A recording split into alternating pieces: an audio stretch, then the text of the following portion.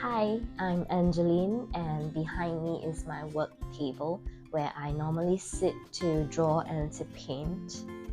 Today, you'll be joining me as I do a portrait commission, as well as have a chat with you to share a little bit more and to answer your questions that you posted me on Instagram.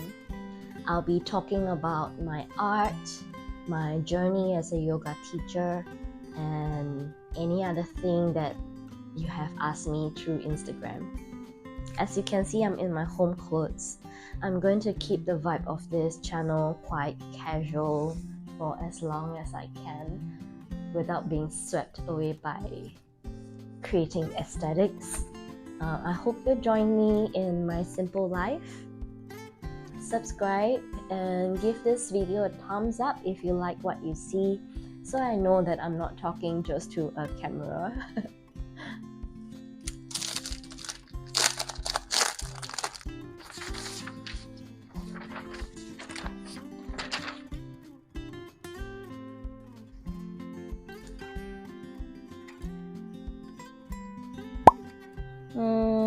No, I did not. For those of you who don't know, I am a yoga teacher as my full-time job, and then painting, drawing, and art is my kind of like my passion project and my hobby. So I had my child in 2016, 1 year after I took my training. It was after his arrival, I thought a lot about who I hope my child would become in the future when he grew up, and I feel like I wanted him to be someone who can follow his passion and do what he liked. I'm sure a lot of parents feel that way about their children, but at the same time I had to do a lot of soul searching, because who I am to want him to follow his dream, for me that was something that's so scary, right? Like, you're leaving a lot of things behind. You're not just choosing a different career, you're also kind of announcing to the people around you that you're going to leave your old life behind and you're going to do something very different. To me, that is scary. So who am I to ask my child to do that for himself if his mom can't even do that for herself? So I decided eventually to take my own leap of faith and have courage to pursue this career.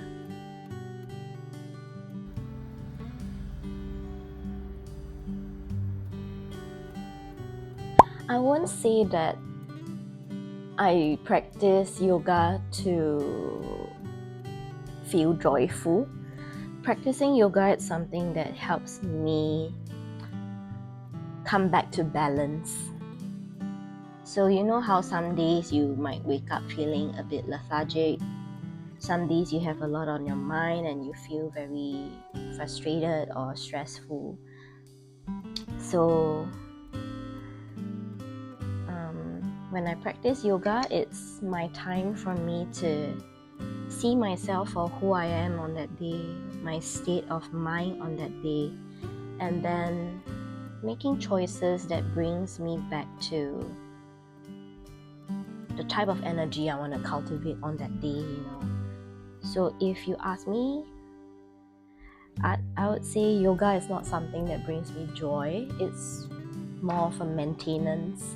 It's something that helps me maintain myself and to help me carry on living life. I do.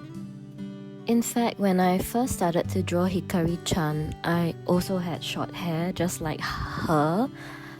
And I believe it was during the COVID period when I started to draw her. And I remember they were very melancholic. I used a lot of blue. I pictured her floating, I pictured her crying. Essentially, she was me trying to release all my emotions during that period through her.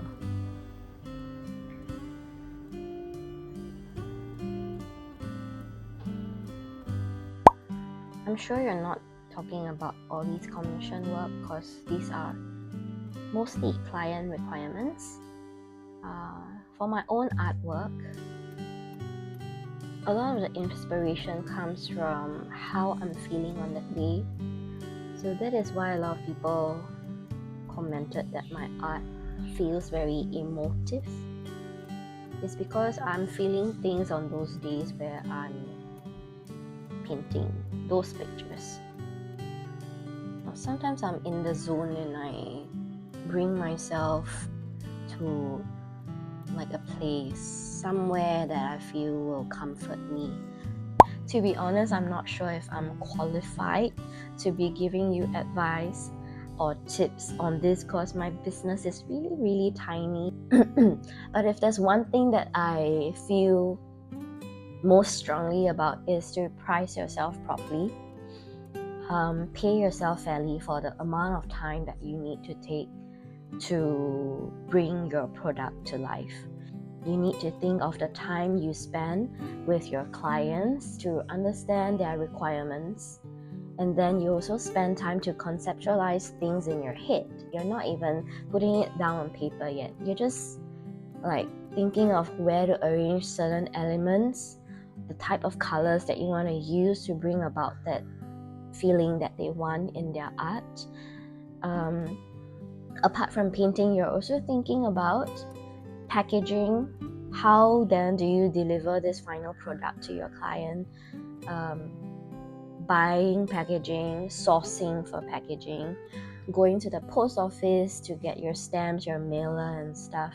All these things takes up a lot of time. Okay, I honestly believe that the people who value your product, your skill and your time, they are willing to pay you fairly. And people who are looking for cheap deals, for freebies, they will probably not stick around because there's always a better deal out there somewhere else. They are mass produced to achieve that economy of scale. You will never win the price war against mass manufactured products.